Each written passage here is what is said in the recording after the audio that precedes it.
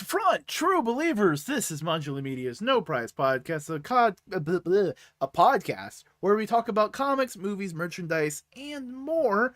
I am your host, Boingo Rider, and with me, as always, in the bullpen, representing the I did not spend money on plastic action figures that pertain to this show. This week competition, the Vacuuminator is here. This can't be a podcast. We're not talking about modern warfare. Well, we could talk about our COD pieces. Yeah, how big is yours? I mean, it's moderately sized. I gotta be honest, you know. So you're compensating? Wow. Just went right for it, huh? Look. No one ever said I didn't go for low-hanging fruit. God. Who the fuck is fond of, like, codfish in a long-ass time buster? What the hell? I had fish for dinner. I had some catfish. Oh, nice. I had chicken. Oh, the fish of the land. Yeah, chicken and green beans. The bean of the land. You say that as if all the other beans grow in the sea or the sky. They grow in your heart. I love the sky beans. They're my favorite. Who give us a like if you like sky beans? Sky beans, my fifth favorite airborne squadron. Hey, speaking of sky beans, we have some space green beans to talk about. Oh! I pressed the wrong button. Oh, did you now? That's the right button. There it is. Hey, look, it's that way. I forget my video's reversed. It's scrolls. It's scroll time, everybody. We did not intend this, but wow, did we get lucky that this episode of EMH just happened to show up in our lineup. This is the next one because it doesn't start till the week after next, right? Yeah, we got one more week and then Secret Invasion starts, but this is like the real proper kickoff of the Avengers EMH adaptation of Secret Invasion, which is a lot more the classic Kree Skrull War and Civil War than I remembered it being. Mm-hmm. There's very little like actual like comic Secret Invasion stuff in here. The only comic Secret Invasion thing is the Skrull Queen shows up at the end of this episode. Yeah, and she's hiding herself as a completely different character because in the comics she's Spider-Woman. Yeah, she's Jessica Drew. Yeah, I think wasn't the original plan for her to be Elektra? No, Elektra was just a Skrull. Elektra was a Skrull though. Mm. And in this, they just subterfuge everybody, and now everybody's on the wrong foot, and no one's happy. Yeah, this episode is like 20 minutes of just Nick Fury breaking down the premise of the Skrulls existing to Tony Stark, and then him immediately going and setting off the counter peg. But here's the thing, that's what keg, excuse me. That's what Nick Fury wanted. He wanted, okay, cool. Their whole plan, as they knew it, is exploded. They're gonna be able to make more mistakes. Mm-hmm. Which, fair enough, Nick. But also, Tony has enough problems. Off a lot of people and made a lot of people's lives way harder. Yeah. Hey, but that's Nick Fury in a nutshell. Mm-hmm. I feel so bad for Carol at the end of this episode too. Oh, yeah. The whole premise of the episode, at least from the Avengers perspective, is, hey, Carol's officially a member of the team. Let's give her a big welcome party. And then, boom, the whole fucking team falls apart. And she has to run back to Sword. Damn. Not even outside of Avengers comics. In the Avengers animated series, Carol can't catch a break. No. But it's a lot of, we planned this since season 1, guys. Yeah, a lot of like actual flashbacks and expansions on scenes we've seen before. Yeah. Also, we got a new character. She's introduced. We get Quake. Yeah, Quake in pre Agents of S.H.I.E.L.D. fashion, where she is just another Shield agent with sonic powers. Yeah. So she's just here. Yeah, she's not a special little gal. She doesn't have anything especially amazing going on. She's just another person Nick Fury can rely on and talk to. Yeah. I mean, she was a Brian Michael Bendis character, so Mm. this may have been the start of him just making new characters to get residuals. Yeah. Does she have a costume like this in the comics? Because I've only ever seen art of her in like a Shield agent uniform. I think she only had the Shield uniform. Hmm. I don't know, but So I guess they were just going like every other Shield agent with powers has had a costume. It'd be weird if she didn't have a costume. I mean, even the ones that don't have powers, like Hawkeye, have costumes. Yeah, it's just how Shield works in this world, man. It's a fun episode. Yeah, it's a very interesting episode. It's very rewarding for longtime viewers. There's just not like a lot of stuff you can go super hard on. Like obviously there's all the little bits at the end of going like, oh yeah, this has been building forever and it's really cool to see it pay off of all the tensions between everybody. Um and then seeing like who ends up in what area of the world after the big blow up, like Black Panther going back to Wakanda and telling the Dora Milaje like we need to lock our shit the fuck down. That was a nice extra wrinkle I did not expect. Yeah, I do. I one thing this episode did make me appreciate is just how they went like the Dora Milaje look kind of sucky. We need to update them, and now we have the current Dora Milaje, which looks 10 times better. Yeah, and here's the thing: is in this cartoon, this is even an update to how they looked in the comics, which was borderline slave Leia outfits. Yeah. There's also other little elements that I just think are kind of neat. I love how Skrull Captain America only has like 3 lines in the entire episode, and it's purely just playing everybody else off each other. The thing that fucks them up is the paranoia that they let instill in themselves. Yeah. I do really like Skrull Cap in this because he has a few moments where it's like that's what like before the big blow up, he has a couple lines that are very much like that's what somebody who doesn't actually know Captain America would write Captain America as. Like where he's talking about like, well, back in my day the hazing would have been tougher. I'm like, no, Cap would be the guy who'd just get in there and help her without saying anything.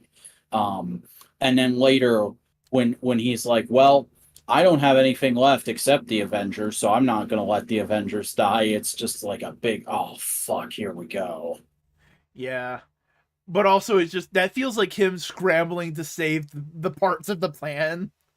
Of like, I'm supposed to keep these guys situated over here to not fuck up this part. I need to keep as many of them around me as possible. Though, like, he probably also had that rehearsed to some extent, because then later we see him with the Skrull Queen, and he's like, it all went exactly as you predicted. Yeah. So I'm guessing she gave him cue cards or something and was just like, say this once everybody else has said their piece. Yeah. And there's also the perfect, the Iron Man symbolism that everyone always uses because it's just too good. Tony Stark in the suit, in a chair, staring at his helmet, getting pissed.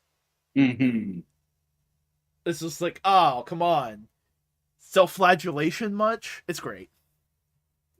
Man thought he had finally built himself a group of friends that he could trust, and it's immediately thrown out the window by some asshole who he didn't even want to work with in the first place. Yep.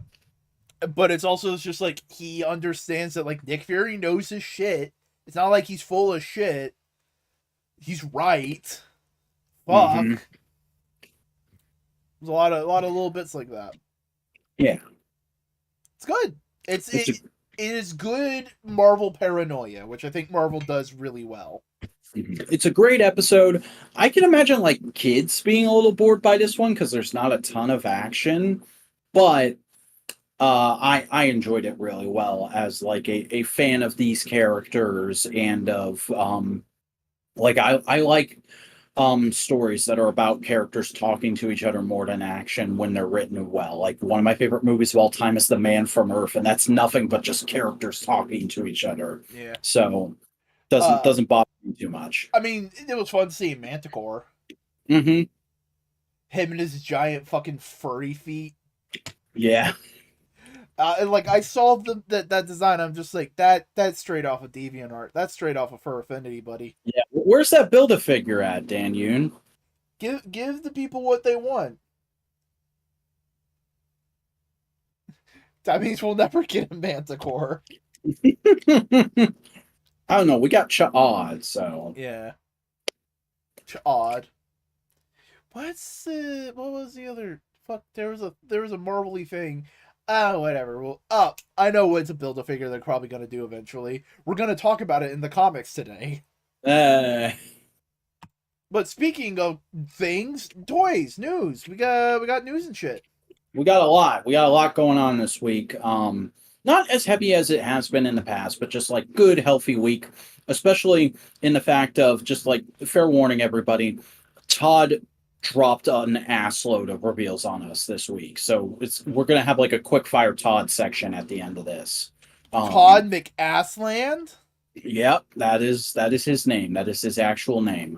I've been to his Facebook. It's true. You've been to his Fosse book. Mhm. But in the meantime, while Boingo's getting all that ready, don't forget, everybody, like, comment, subscribe to Modular Media, support the show so that we can continue to do it. Type in the live chat if you are watching live right now, and if you're watching on the replay, go ahead and leave a comment. Let us know your thoughts on this episode of EMH, or some news we're about to discuss, or maybe comics we're going to discuss way later. Whatever is on your mind, we're always going to appreciate that algorithmic engagement, and hopefully we're going to have a good time tonight, folks. There's a lot to go over, but I'm excited about most of it. So, And hey, don't feel bad if you're just lurking. Ain't the end of the world. yeah. Lurkers are welcome too. Even viewership helps us out in the algorithm a little bit. So, And the algorithm. yeah. He's playing drums. And he's inventing the internet. Are there videos out there of Al Gore dancing? I don't know. I feel like that should be a TikTok meme of just like videos of him dancing set to crazy music, just titled Al Gore Rhythm. That's not the first news story. This is the first news story. So first things first. Hey, guess what? Support your local unions because SAG members have voted at 97% in favor of strike. Yep. So now the actors are going on strike too. If you get any more people in the entertainment industry to strike, the studios will fall. Yeah. People are real scared and pissed off about AI shit and about not getting paid livable wages. So it's going down. We've got all the writers guilds and directors guilds have been involved for a while. Now the actors guilds are getting involved. The only ones that are really left are like the editors and effects persons guilds, which I don't even know if that's a huge thing. There is a practical effects guild. Mm. I don't know what it's called, but I know there is one. That's why CG kind of like took off a lot, because he didn't have to pay union. Oh. Yeah. Hey, CG artists, maybe now's the time to unionize. Yeah! Fuck, that'd be great. Hey, everybody striking, ask the effects people if they could like ask them all if they could like help you build a guild. Yeah. Let's get that going. That'd be cool. That'd be nice. But I don't know. Hopefully all this shit goes well.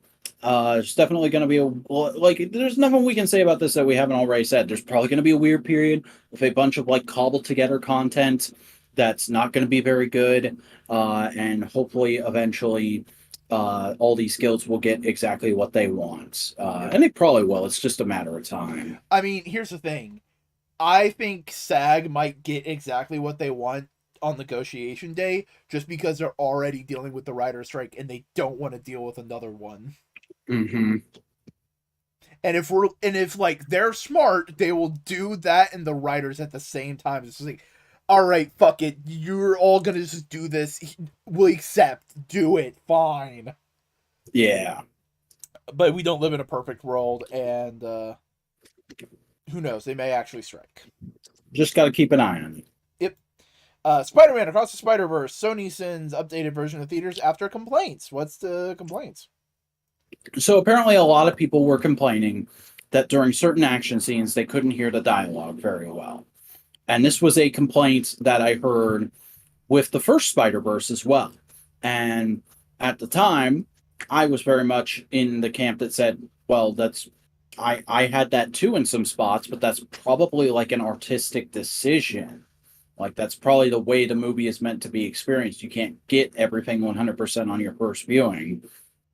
But because more people have been seeing Across the Spider-Verse than Into the Spider-Verse in theaters, the shouting about that has been a bit louder, and I guess Sony finally caved, and they sent a version of the film with an updated sound mix to theaters this last week. Yeah. It's just the sound mixing trends on media is in a certain way, and some people don't like it, and it's understandable why. But it's also just like it's just what sound editors are doing right now. Yeah, I do hope both versions are available on digital when it comes out on digital, though, because like I had a perfectly fine time watching it in theaters personally. Up next, why Across the Spider-Verse scrapped its huge live action scenes. Probably Yeah. cost too much. Well, according to the writer-directors of the film, there was a big live-action scene planned for the middle of it, but they ended up scrapping it in the conceptual stages because they couldn't figure out how to make it feel like a natural part of the story, and it just ended up feeling like a big pointless joke. And so they were like, "Nah, this doesn't work here. Let's get rid of it. Let's just make the overall piece much more tighter." I mean, it's not like we didn't see live action segments because we had the brief glimpse into the Venomverse. Mm-hmm. We had Donald Glover. I almost wonder if there was like maybe a bit where all that was supposed to come together with maybe like an appearance by Tom Holland or something is what they're Maybe. talking about. I wouldn't mind seeing a Tom Holland cameo in the part 2. Yeah. You know.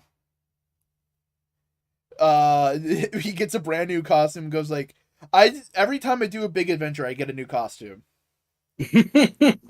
Why is that? I don't know. And then just from off camera, you hear toy sales. Lego Spider-Man says that. It's for toy sales. Yeah, we'll be talking about that more later tonight, but I don't know. Moving on. Yeah. Cut post-credit scene with the villain Spot, probably just to keep up the mystery. Yeah. Apparently, there was supposed to be a scene towards the beginning of the film where Spot went to a villain's bar and everybody just mercilessly made fun of him. And then the post-credit scene was going to be superpowered, crazy cosmic horror Spot coming back to that villain's bar and slaughtering them all. The bar with no name. Possibly. I mean, that's where Spider-Man's rogues tend to hang out. We got a new poster for Secret Invasion. Look at that. It's neat. It's espionage. It's slightly generic. Just look at these actors' faces, but there's a bit of a flourish to it. I don't hate it. There's a layer of, it's like, we need to get all the actors' faces on the poster. What else can we do?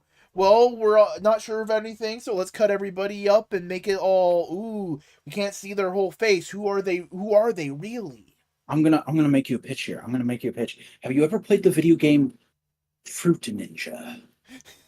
Yo, I watched a video recently of the guy who made Fruit Ninja.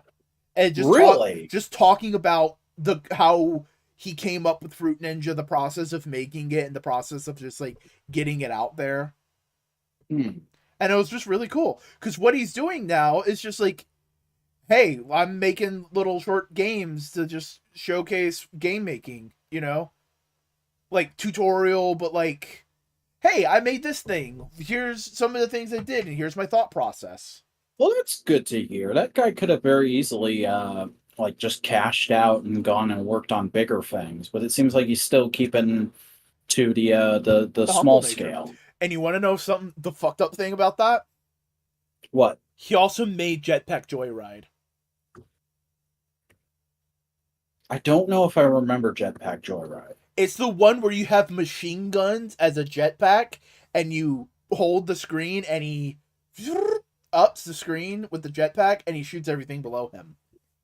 Yeah, no, that's not something I know. It's probably just as big as Fruit Ninja. Interesting. And like he was going through talking about Fruit Ninja, and then at the very end he's like, "Oh yeah, and eventually we also made other games like Jetpack Joyride," and all the comments were like, "Wait, you made Jetpack Joyride too? What the fuck?" Marvel's Ironheart adds Fargo Star in key role. Yes, I forgot that this lady's name isn't in the title, so let me find it real quick. Uh, Anji White is how I'm gonna say you pronounce her first name is That's Anji. Anji. I'd say that's Anji. Yeah, Anji White. Reportedly, she is going to be playing Riri Williams' mother. Fair enough. Yeah.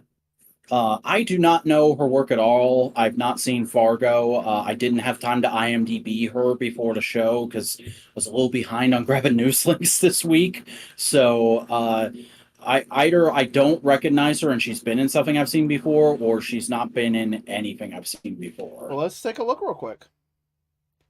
IMDb. I'm the bull. Chicago PD. Nope. That's a procedural. Hmm. Yeah, Empire. Yeah, she's been in some things, just not a super ton. Okay. I mean, I've heard of Empire. I've heard of Fargo. Obviously, it's just not anything I've actually sat down and watched because I don't have a lot of time for stuff outside of arcade shit. Yeah. We got a new little teaser for Superman from Adult Swim. Yeah, My Adventures of Superman. We now finally have the release date for this show confirmed. We knew it was going to be coming sometime in the summer, but we finally got the actual date, which is going to be July 6th. The episode will be actually the first two episodes are going to air on Adult Swim at midnight, and they will be available the next day on HBO Max. And I just got an HBO Max subscription because of stuff like this and because of general excitement for future DC projects. So I think we can safely say we are going to be covering this week to week on No Prize Podcast. Yep. So get ready for that. It's going to be interesting to be covering that at the same time as Secret Invasion, but hey, we'll see how it goes. Hey, like I described it, we're gonna have a big meaty meal of Secret Invasion, then we have some sweet dessert with Superman. Yeah, I'm fairly excited for this show. I think it looks very fun and very dynamic. The only thing I like would possibly put against it is doesn't look like there's a lot of recognizable Superman villains in it so far, or if they are, they've been redesigned so much that I don't recognize them. I've seen some concept designs for Mixapitalik. Ooh, oh man, if there's like a Mixel episode and it goes at least half as hard as the one from Superman the Animated Series, that's going to be a good day. They changed them from like the dapper little like bowler hat imp to like I wouldn't say alien, more like fantasy. Are you googling to see? I'm Googling it up. Yeah. In the meantime, Becky G has been cast in Blue Beetle. She's going to be voicing Hachi Da. The Scarab. Yeah. The only thing I know Becky G from is the 2017 Power Rangers reboot. She did a really good job in that. I didn't particularly like the way her character was handled in that, but I feel like as an actress, she did a good job in that. So, hopefully she does a good job in this. I don't know. She's a pop singer. That's the only other thing I know about her. Did you find the concept design? I am not finding it. Why don't I just go to Google Images? Yeah, maybe. In the meantime, Bratman, Brave and the Bold, circling the Flash director, Andy Muschietti. Yeah, so apparently The rumor going around Hollywood right now is that the director for the Flash movie Mhm. and the writer for the Flash movie are going to be writing and directing Batman the Brave and the Bold. It's not confirmed yet, but this seems to have spread in response to that interview we discussed last week where he said he couldn't really talk about what he would do with Batman at the moment because people were asking him what he would do if he was given Brave and the Bold. So kind of unsubstantiated, but enough sites are reporting it right now that it seems worth talking about in the sense of, God, I hope the Flash is at least somewhat good. Yeah. Or maybe James Gunn sees what he can do with like a shitty script and he's like, what if we give him a good script? Yeah. Uh, I don't know. We'll know in a few days, and I'll have a non-spoiler review for you guys next week. Superman Legacy reportedly introduced surprising DC characters. Who might that be? The Authority. Oh, Evidently, the Authority are going to have some sort of role in Superman Legacy to set up their solo movie that is in the works.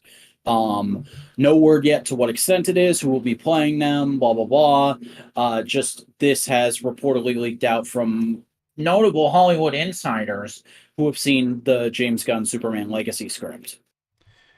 yeah. You know what? If you know what kind of makes me want to see if they're doing the Authority, what if it is What's So Funny About Truth, Justice, Oh my and the God. American Way with the Elite, and then like the Authority's there to be like, "Yo, what's up?" Dude, do not get my hopes up like that. That'd be fucking nice. That that would be so good. And it does sound very up James Gunn's alley and like the kind of story we need in a movie right now. But oh man, I don't want to get my hopes up. I know. There's only so much you can handle. Mhm. Cautious optimism. Cautious optimism is the key right now, folks. Oh, I found Mixes Pitalik. Hey. Uh, yeah. Hold on, let me show you. This is the design for Mixes Oh, Pitalik. Yeah, that like looks very like impish. it looks like a anime genie girl. Yeah, I don't know, I don't hate it. it's not bad. It's a different take. Yeah. I suppose it'll all depend on how it actually works in the episode. So, hey, fucking stick around. Like, comment, subscribe. Yeah, it's not a bad idea. Mhm. Yeah, Yeah. yeah, Yeah. yeah.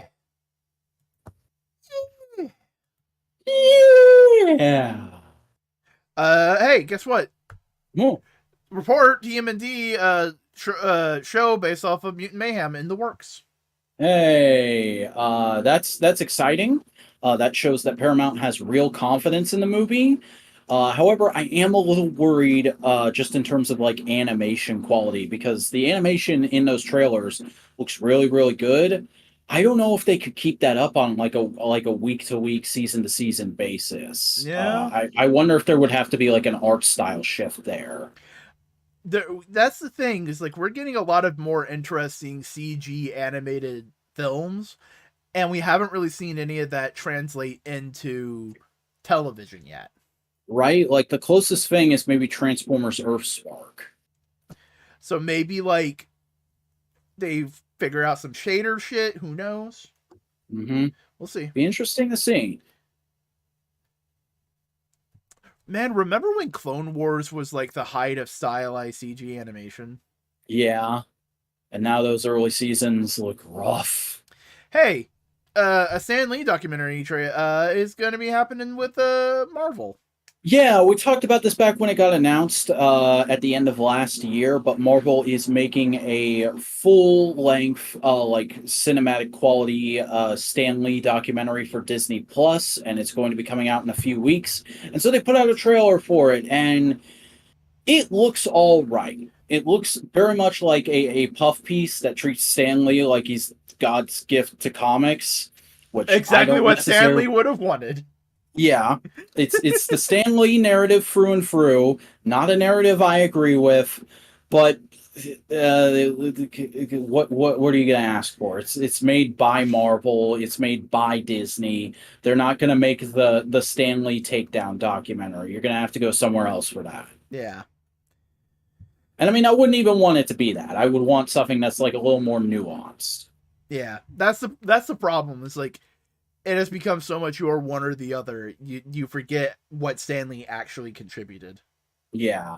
I one thing I will say about this though is I do appreciate it looks like there's actually like old footage of him pre mustache and glasses in this, which is really cool that they're including that kind of stuff and acknowledging like there was a point when that look took over. Yeah. Hey, guess what? For What's everybody that? who loves Spider-Man India, Marvel's doing a Spider-Man India book. Yep. Hot off the heels of Spider Verse, there's going to be a Spider Man India solo mini, which, as I understand it, is actually written and drawn by Indian creators, so that's nice. Yeah. Wouldn't be surprised if this is just to transition India into having the movie costume. Um, but yeah, I mean, like it's there if you want to read it. Doesn't super interest me though. I mean, that's the thing.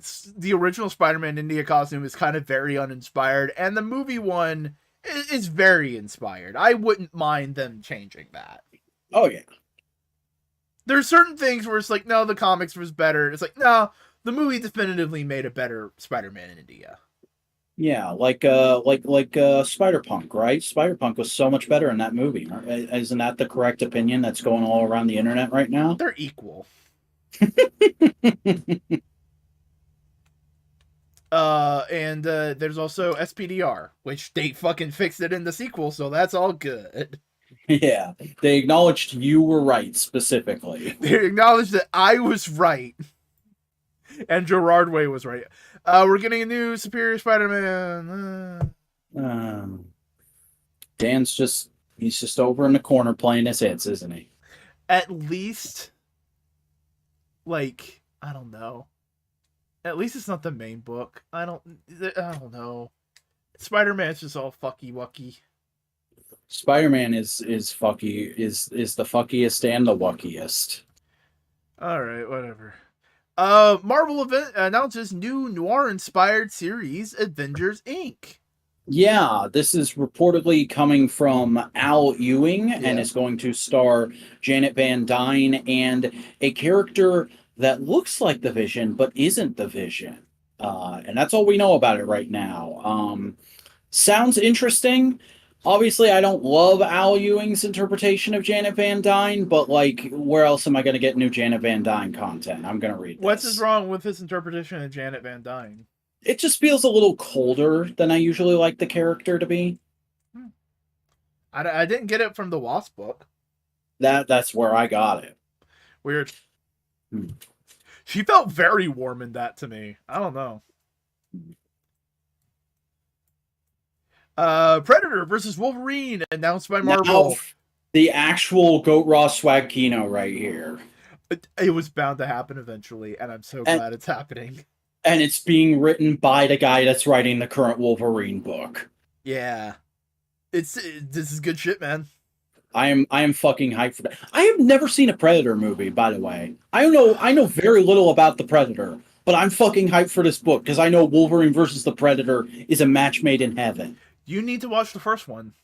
I know. I need to watch the first two, is what people always tell me. It's just like, it's that and Alien. Those are the two that passed me by. I got into Terminator, but Alien and Predator, those 80s sci-fi franchises kind of passed me by. The Predator is great because it's a horror movie where Arnold Schwarzenegger plays the final girl. Yeah, people have told me that. People always show me the clips of what's his name? Wrestler man. Ventura. Yeah, people always show me the Ventura clips. So I know I'm gonna like that movie. I just have to get around to it. Yeah. This thing I dropped. But hey, Wolverine versus Predator. Fuck yeah. Wolverine versus Predator. Oh man. Now, yo, X-Men versus Alien. Yeah. Man, I can't wait to see that on the couch. Beast versus Planet of the Apes. Beast makes the Planet of the Apes. Planet of the Beasts. Oh man. Hey, Marvel's gonna relaunch Ultimate Universe with Yep. Jonathan Hickman. Yep, it is now officially confirmed. Jonathan Hickman and the artist person that's working on Ultimate Invasion are going to spin Ultimate Invasion into a new proper Ultimate Universe title, and it is just called Ultimate Universe. Evidently, this is sort of a testing at a waters thing. They have a big grand plan, but they want to see how well people respond to the first, obviously, Ultimate Invasion, but then the first couple issues of Ultimate Universe. It feels very much like Marvel is like, hey, Hickman, we want you to stick around. Do you just want an entire Marvel universe to play with? Tell all the story you want? Mm-hmm. You an entire universe? Yeah, you just get your own universe, do whatever you want, your own staff, your own teams. Okay. That being said, though, Hickman has like very classic, very like true to what I would want, typical interpretations of a lot of Marvel characters. And the Ultimate Universe really isn't that sometimes. No, but I can see him playing with that in an interesting way. Yeah, I was going to say, like, I hope the way he writes the universe, I hope he acknowledges that about the characters and, like, does something that plays into that and says something about these versions of the characters and maybe possibly gets them to a place where they're more like the main universe versions. Yeah, maybe Ultimate Cap meets regular Cap and goes like, wow, I've been a dickhead. Mm-hmm. Who knows? I just think it's interesting. You know what would be also great? Ultimate Cap just goes, wow, the 21st century really isn't that cool. If fuck, because here's the thing. What if they just gave Jonathan Hickman New Universe though? Bruh. He could work some fucking magic with New Universe. Let him figure this out first. I know. I meant more of like a what if. What if instead of doing Ultimate, he did New Universe? Man. Or he brought back MC2. MC2 I'd be down for, yeah. But hey, especially with everybody loving Mayday. Mm-hmm. Now's the time. Come on, Spider-Man editors, get off your ass. Bring back classic Mayday. Hey, DC reveals the first new look at the Birds of Prey relaunch. Yeah, so this has been something that's been getting teased over the last week. Kelly Thompson and Leonardo Rolenzo, I think his name is, are going to be relaunching Birds of Prey with the lineup of Black Canary, Cassandra Cain, Batgirl, Big Barda, Harley Quinn, and a Swords character who I'd never seen before, so I can't remember her name right now. It's not Catan, basically. Let me see if I can find the name in. Yeah, I think it is in the article. Zealot? Yes, Zealot, that's her name. Interesting lineup. I don't love it as a Birds of Prey lineup. I do really enjoy how varied their bodies are. Mm-hmm. I do like the art style. I feel like this is a really cool art style. I've never seen Leonardo Rolenzo's art before, but I think it looks great here. I am a little worried by the fact that there's only one founding Bird of Prey on the team. But that being said, at least 3 out of the 5 members are members I know and like and want to read about. And it's a Kelly Thompson team book. One of my favorite books of the last 10 years was a Kelly Thompson team book. So I'm willing to give this a shot no matter what. See, here's the thing. I would say like 4 out of 5 of this team is pretty interesting. You just got to take out that person on the right. It's just like, yeah. Yeah, what are you doing here, Harley? Are you literally just here because of movie clout? I think it is the team was like, okay, let's do these characters, and then editors like put Harley in there. She'll sell books. Also, either Leonardo or Kelly really like Zealot and just wanted to do something with her, or somebody in editorial went, "Hey, we want to push Zealot this year. Do something with Zealot." Yeah. Either way. Because I've dead ass never heard of Zealot before today. Oh, hey, speaking of the thing we were talking about before, look, Bart is wearing fishnets. Yeah. We That's were scale talking. mail. No, that's scale mail, my dude. Okay. What is scale mail but metal fishnets? Fair enough. Cap walks around in a fucking metal fishnet shirt. Here's the thing. Cap wears scale mail. If you're saying that's anything, that's chain mail. Mm. Like Naruto wears. Yeah, yeah. Is that what Naruto wears? I always got the impression that stuff was just straight up fishnets. No, that was kind of supposed to be like chainmail. Interesting.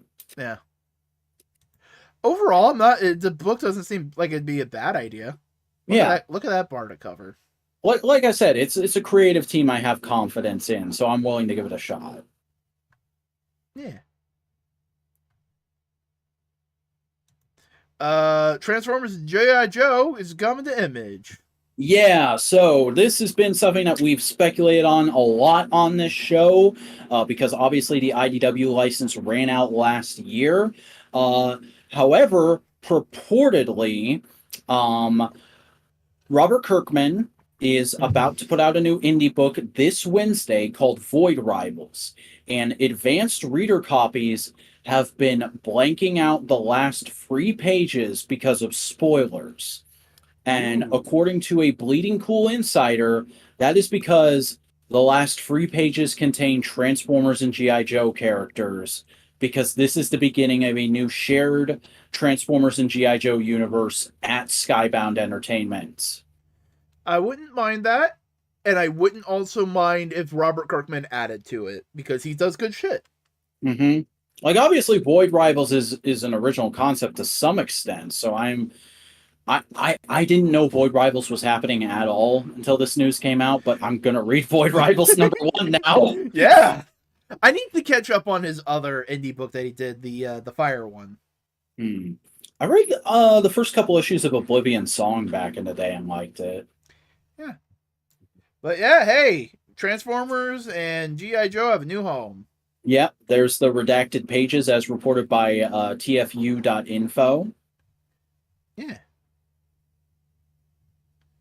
And unfortunately, spoilers are out there. If you want to read Void Rivals #1 as intended, tread carefully on the internet. Ooh. Robert Kirkman himself basically saying, like, yeah, that's true, but I can't say it's true. Yeah. What if they turn into Rock Lords? Oh my god. Did you see that leaked listing? Apparently they're gonna do, like, they can't straight up do those characters because Bandai owns the designs, but they're gonna do, like, homages to Rock Lords in next year's Transformers collector line. That's cool. Yep, Skybound, G.I. Joe Transformers Shared Universe comic poster. Apparently yeah, a comic shop owner posted this photo. Because comic shops have been receiving the posters as like, hey, put this out the day after Void Rivals #1 comes out. So the Energon universe is the new shared G.I. Joe and Transformers universe, and it is going to begin with Duke #1, Cobra Commander #1, and Transformers #1 in just a couple months from now. Could those last few pages be ads for this, or is it part of the story? I think I'm like, I know nothing about Void Rivals, so I'm assuming it's going to end with some kind of like, oh, we're seeing the multiverse type thing, or we're seeing all this like secret stuff that's going around type thing, and you're just going to see images of Transformers and G.I. Joe characters doing stuff, and then it's going to be like, what does this mean? And then at the bottom it'll say, check out such and such #1 in such and such amount of time for the beginning of the Energon universe. You know what I would really love to see? Is them bring back Mask for it. Because I know the IDW stuff had Mask. Mask was around. They tried to do Mask for a little bit along with ROM, and it just didn't sell that well for them. Yeah. But in light of this news, and in light of just things in general that have been popping off in media this week, maybe you know about that if you went to the theaters over the weekend. We still have some Um, news left. yeah, well, I just want to go ahead and do this because it's the most relevant time to talk about it, I think. Um, so go ahead and pull up the rest of the news stories, but we'll talk about this real quick, which is that for a while now, myself and Snowcone83, a fellow Modular Media host, have been working on a little stuffing in the background that we've wanted to do for a very long time. And I wanted to do something like this even before Modular Media existed. It's just been a matter of finding the right place, right time, right person to do it with. And now feels like the right time to kick off. Snowcone and I are going to be doing our very own G.I. Joe and Transformers shared podcast. It's going to be called Saturday Morning Panels. It's going to come out on the third Thursday of every month, and it is going to be us talking about the latest news, the two biggest news stories from the world of Transformers and G.I. Joe within the month. And uh, then we are going to discuss whatever issues of the G.I. Joe and Transformers comics came out 40 years ago to the month. So we are kicking off this month with Marvel's G.I. Joe, A Real American Hero #1 from 1982, June of that month, as it would happen. And then we're going to end off the episodes discussing a new release that we are both sort of interested in and talking about. And obviously, this month, there's nothing else to talk about that could be bigger than Transformers Rise of the Beast. So that's going to be coming out in a couple of weeks. This week, though, we will have an episode 0. Just kind of establishing a baseline of the kind of fans we are and what the show will be like for all of you. That'll be coming out this Thursday right here on youtube.com/Modular Media. So go ahead and subscribe, ring the bell in order to enable notifications, and be excited because this is a project that Cody and I have really enjoyed doing. We've already recorded the episode 0 and episode 1. I feel it went really well, and I think people are really going to enjoy it, assuming they have interest in these two properties. Yeah.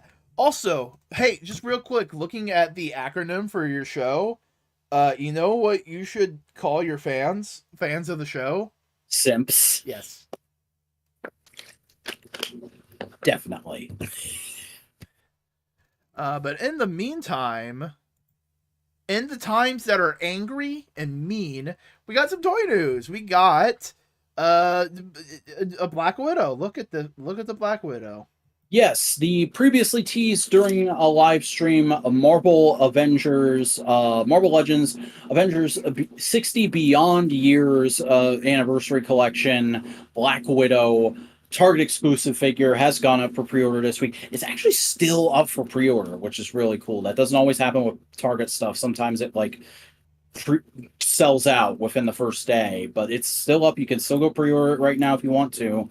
And this is a figure a lot of people have been really excited about because this is the debut of the new updated super articulated Marvel Legends female body with butterfly joints, a updated torso joint system, double jointed pinless elbows and knees, and a few other little tweaks and things here and there. And this looks really good. It's coming with 3 different sets of stingers, effects for the stingers, 2 different guns, effects for that, 3 different heads. It really does seem like the ultimate Black Widow figure as far as like comic book stuff goes. The big thing for me though, also there's 3 different sets of matching alternate hands. This is $27. This is the regular exclusive price. For the updated body and all the extras you get in this box, that is a steal for Marvel Legends. I would expect something like this to be between $35 and $40. Yeah. So the fact that it's going for $27, get in on this. This is a really good bang for your buck figure. Buy low, sell high, to the moon. Mm-hmm. I'm sorry. You started sounding like, oh, buy this stuff. I mean, like, if if you want to, this is going to be the best Black Widow comic book figure you can get. Yeah. We also got Marvel Legends, The Marvels, Wave 1. Look at The Marvels. Yep, there's going to be a movie tie-in wave for the Marvels, which is really just we have figures of those characters in this wave. The big tie-in here, because there's also a bunch of comic Scrimble figures, the Build-A-Figure is the Totally Awesome Hulk. And we'll talk about that in just a minute. But this is obviously Carol's look for the Marvels. It looks very good, yeah. Very accurate. I like the quarter sleeves. I like the 3/4 sleeves. Yeah, this is probably her best movie outfit. I don't know. I'm not super attached to any of her movie outfits. We got early Hydra Cap. This is being called Commander Steve Rogers. I've seen some people complaining that it's on this body type because there's pins and stuff, and it's not exactly as bulky as you'd like to be. This is Steve minus Super Soldier Serum, everybody. Yeah. Also, who cares about pins? Yeah. Calm down. It's still a good action figure. Then we got a weirdo. This is 1999. Heroes Reborn Iron Man. Oh, Heroes Reborn? Jesus. Yeah, this is specifically supposed to be Heroes Reborn Iron Man. Heroes Return. There's a difference. Uh-oh. Well, my bad. This would have been 98, 99 then. Yeah. Looks okay. I don't love this Iron Man design, and I really don't love that it looks like those shoulder pads are going to be awkward floating pieces. This is the Iron Man that wanted to fuck Tony. Oh my god. If you are unaware, buy it now. There was a storyline where the AI in the Iron Man armor fell in love with Tony and kidnapped him. All right. At least I'm pretty sure this is that armor. Either way. We got Marvel Boy. Yeah. Not a character I'm super attached to, but it looks like they did him justice. Yeah. Get that psychedelic spit, buddy. Mm-hmm. That's a power he has. He can make you hallucinate with his spit. I only know him from the West Coast Avengers issue where it wasn't even him. MODOK disguised himself as him. He was created by Grant Morrison.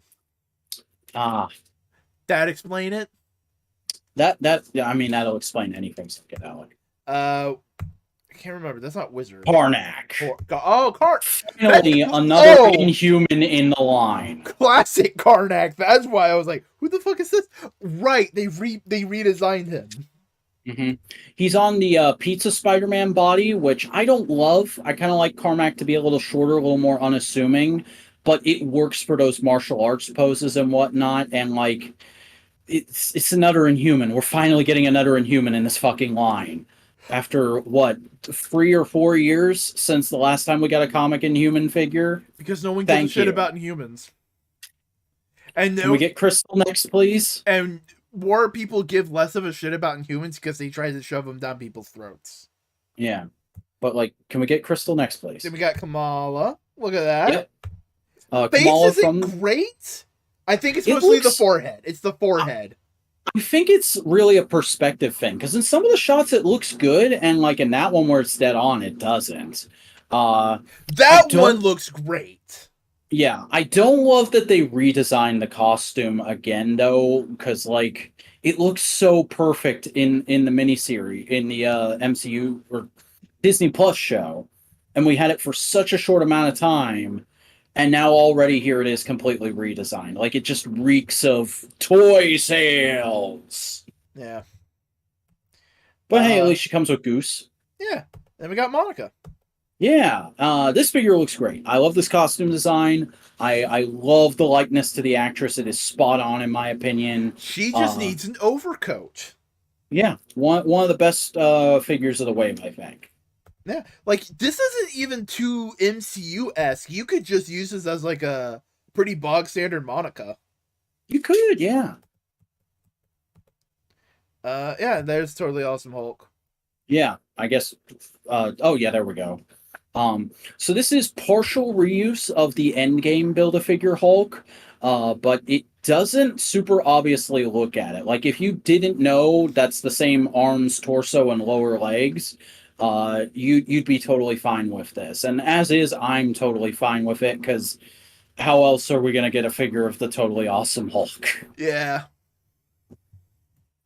Nice. Easier. Hot Toys. It's another Batman. Yep. They're doing a subline to tie in with it being Warner Brothers 100th anniversary this year, because there's a bunch of like random merch for Warner Brothers 100th anniversary this year. So here's a Batman that's just a comic colors repaint of one of the Bale suits. It does not look good in comic repaint colors. Yeah, it looks bad.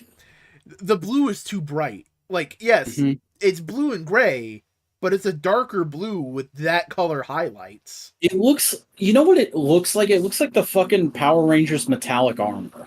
Jesus. I'm sorry, Bale. Hot Toys, Wonder Woman. Yep, 100th anniversary Wonder Woman is here, and it's just a Gal Gadot Wonder Woman, but the color contrast is cranked up a bit to look like comic colors. Yeah. Looks fine. We ain't in the price range to get that toy. Flash. Look, it's the fuckhead. It's not the fuckhead. The fuckhead's playing. Yeah, you can get Ezra Miller's Flash Hot Toys design. One thing I will say nice about the movie, they redesigned the suit a whole lot to be much more accurate to the comics rather than the god awful Snyder suit. I'm liking the texturing right there. That's neat. Yeah. And you know what? For a Flash costume, that makes sense because it breaks up the wind and lowers friction. Yeah. It looks like a solid figure of that design. I don't hate it. I'm certainly not going to be buying any merch for this movie. I feel gross enough paying full price for a ticket to go see it this week. Yeah. But yeah, it looks pretty good. One really cool thing I will say about this, I love that there's a special edition version of it where you can get a life-size replica of the Flash ring from the movie. Oh, that's cool. And apparently it does actually open. So really neat that they included that. Hot Toys are already stupid expensive though, so I'm not going to buy the special edition like extra $50 one just to get a ring. Why don't they do more Flash rings? They do a bunch of Green Lantern rings. Why no Flash ring? That's merch. Yeah, I don't know. There's only one Flash ring I've ever come into contact with, or like seen, and it is it's just a dinky plastic replica. But whatever. Todd, what are you smoking? The Todd onslaught has begun, ladies and gentlemen. First thing revealed, I think actually during the show last week, is Sonar Vision Dark Knight Joker. This is just the Dark Knight Joker figure he already showed, but cast in translucent blue plastic to look like, you know, that like phone Sonar Vision thing he had at the end of the movie. It's that. You can recreate like 2 shots. All right, Todd. This one's fine because it's the first. It's the bank robber. Yeah, this is actually like an iconic scene, not just in superhero movies, but in cinema. The bank robbing sequence from the first movie. It's going to be a gold label re-release. I do like that it's actually coming with an alternate unmasked head.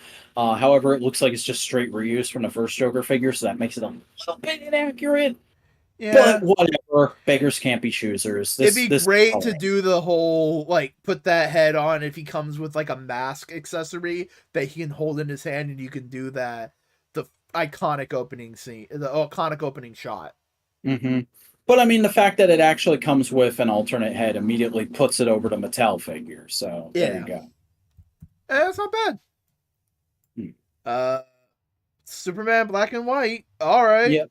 Another black and white accent figure. This time it's Superman, but like only the red parts are colored. You know, Todd, it feels like you're running out of ideas for characters to do figures on. It feels like he needs to get his money back on these molds somehow. You could always reuse parts.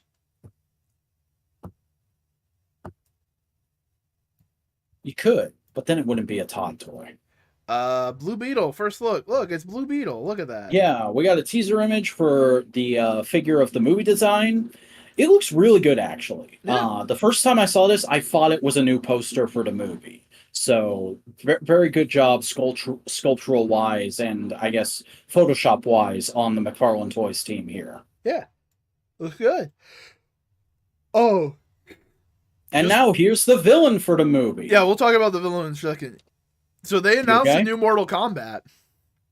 No, Oh, yeah, they announced a new Mortal Kombat. Todd has the license to that. yeah. Get ready for all the MK toys. Oh, I'm not reporting on that shit. I know you're not. Yeah, look at this guy. He's big and red. Yeah, this is Carapex. I don't know anything about Carapex. I don't know a whole lot about Jaime's Rogues Gallery. I don't know how accurate this is to the comic design. I'm guessing not a lot, because this just looks like a Pacific Rim robot to me. Yeah. Hey, I Probably love a fun Crimson. figure. I love Crimson Dynamo. Yeah. We got a cool Scarecrow. Yeah. Is this a black and white accent, or is this something else? No, this looks like it's Blacklight. Oh yeah, that's right. They have a blacklight subline now too. So here's that weirdo scarecrow from a few months ago, but it glows in the dark now. I don't mind it. Have we shown Cody this? No, I'll do it after the show. All right. Yeah, and we got a Joker. Here's a rebirth Joker that glows in the dark. This is out of the Blacklight. God damn, that suit color's horrendous. That is nasty. And then it's under the Blacklight. Oh, excuse me, it's an Infinite Frontier Joker. Jesus Christ, DC's got more fucking eras than the WWE at this point. All right, cool. It's Joker, whatever. This one's cool. Here's some good shit. This is one I looked at and went, oh, that actually looks really good and might be tempting for me because it is a mega figure of the Anti-Monitor, and Todd always knocks the mega figures out of the park, and they work with other actual like 12-inch scale or 6-inch 1/12 scale lines because they're meant to be bigger, more monstrous characters already. So it's fine that they're out of scale. And this sculpt looks super accurate to the original Crisis on Infinite Earth's Anti-Monitor design, right down to actually having the starburst eyes be like raised and sculpted. Yeah, it looks really good. I'm really digging this. I may have to pick this up at some point. It looks so fucking accurate. Plus all the fucking creepy ass teeth. Look at those teeth. Yeah, That's a man who eats fucking krill right there. Mm-hmm. He's them krill. Hey. Oh, jeez. It's a bat mech. It's the what did he call this? The Justice Buster. Justice Buster mega figure. Yeah. Yeah, this is from Batman Endgame, which was one of the final Scott Snyder Batman arcs.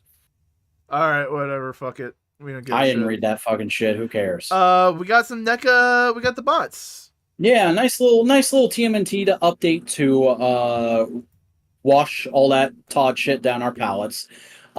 This is full product images for the Last Ronin Sinja Patrol bot, which looks very good, giving me big Snake Eyes vibes.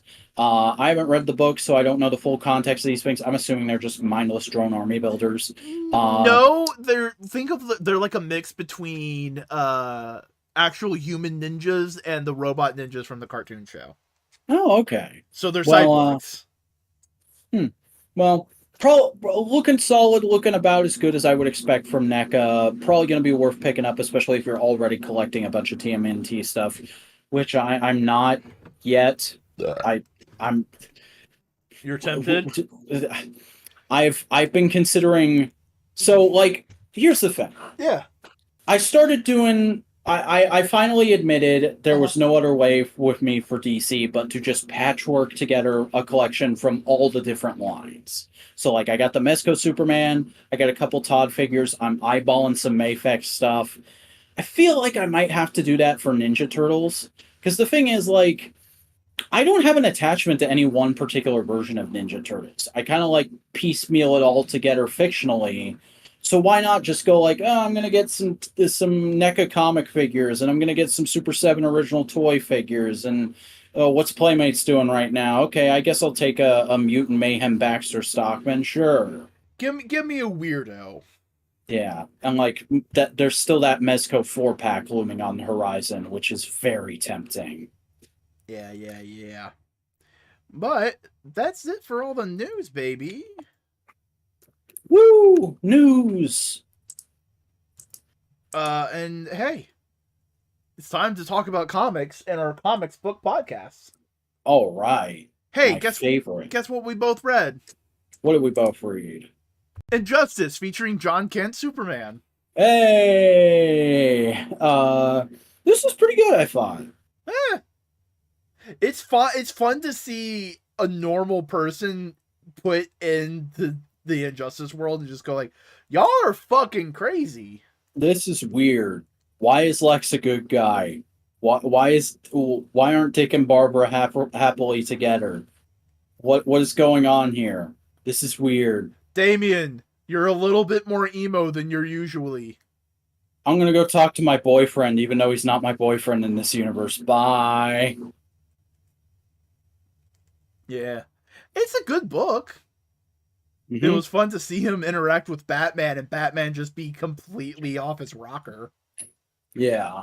It's something that I imagine like would already be very tired for you if you're not an old school Injustice fan. And even as somebody who's like, I read all of the first Injustice book and really liked it, I'm starting to get a little tired of this. I feel like we need to start wrapping this up in the next couple issues. Yeah.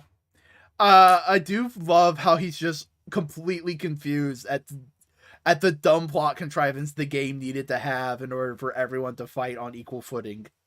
Mm-hmm. Why does everyone have superpowers now? It's fun. Shut up. It's cute. It's fun. I feel like Tom Taylor heard that they weren't making another Injustice and just went, so is that universe just done now? Can I do whatever I want? Can I just wrap up the story? Can I just wrap it up? Can I give that universe a happy ending, please? It's my baby. Yeah. Even though I didn't create it, it's my baby. I'm Jeff Johns now. I'm gonna fix everything I care about. It's a good book though. Mm-hmm. I'm still enjoying seeing John Kent be a young Superman, learning how to be a big proper Superman. Yeah. I read Red Goblin. Oh, god damn it, I forgot to read another one of these. All right, explain it to me, please. I'm trying to remember exactly what happened, so let me double check, because I think something happened, and I don't want to misquote myself. So right. Let me. Where is it? Red Goblin. There you are. But it was fun. It's okay. So what's happening is Carnage is infecting people with his mind virus. Okay. And they're starting to go like murder happy, and he's basically like possessing them. And he possesses Normie's brother. So Normie's brother straight up grabs a knife and is about to kill Liz Allen. Oh. But Normie stops him and is like, "Oh, okay, I'm superhero." And Normie's symbiote freaks the fuck out because it's like, "Oh shit, it's Cletus Cassidy. No." And it's like, and Carnage is like, "Oh, you got a baby symbiote. He's smart though." And it's just showing the chaos in New York. Everything is fucked. Nothing's going right. And basically, the police detective and Scorpion are running away from shit, and they get a call from the fuckhead from the Iron Man. Okay. That bad guy? He's coming into New York with 2 Iron Sentinels to clean up the mess. Okay.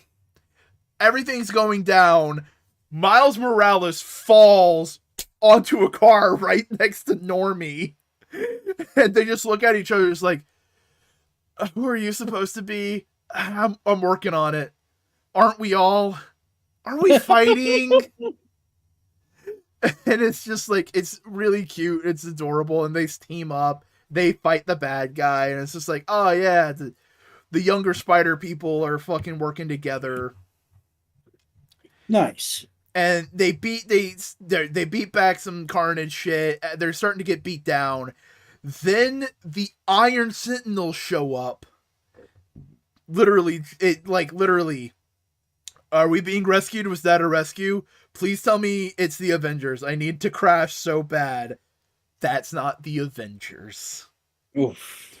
Because if you haven't noticed, I know you read a couple of books that dealt with it. They're going hard on the Sentinels. Mm. The Sentinels aren't just for mutants anymore. You know how everyone's complaining that, oh man, why does everybody just have a hate boner for the mutants? Why don't the other heroes have anything? Why don't the other heroes get trashed on like the mutants do? Well, here you go. Yeah, they're doing it now. They're just like, no, we fuck all the heroes because they're gonna try and help the mutants. You know? Hey, guess what? What's up? We both read Iron Man. I mean, Steelworks. Yeah, this is all right. It's all right.